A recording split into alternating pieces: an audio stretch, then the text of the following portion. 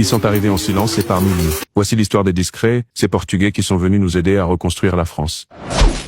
Tout commence dans les années 60. À cette époque, le Portugal est encore sous le joug d'une dictature autoritaire, celle de Salazar. Le pays est pauvre, figé, pendant que l'Europe de l'Ouest, elle, entre dans les 30 glorieuses. La France manque de bras pour reconstruire, pour faire tourner ses usines, ses chantiers, ses métros. C'est dans ce contexte que des dizaines de milliers de Portugais franchissent la frontière. Illégalement, souvent. À pied, en train, cachés dans des camions.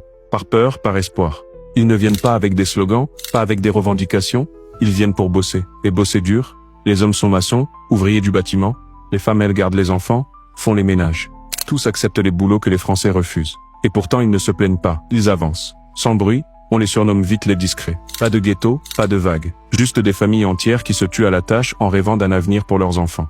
Et ce sont ces enfants-là, nés ici, élevés entre deux cultures, qui feront rayonner leur héritage. Mais les Portugais n'ont pas seulement construit des immeubles. Ils ont bâti un pont invisible entre deux pays. Ils ont apporté leur cuisine, leur langue chantante, leur sens du travail, de la famille, leur fado et leur saudade. Aujourd'hui, ils sont plus d'1,5 million en France, et pourtant toujours discrets. Pas de figure médiatique, peu de revendications communautaires.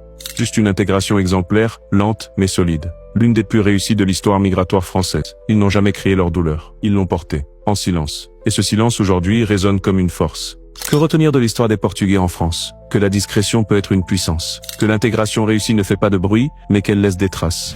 Et souvenez-vous, l'histoire n'est jamais blanche ou noire, elle est toujours grise.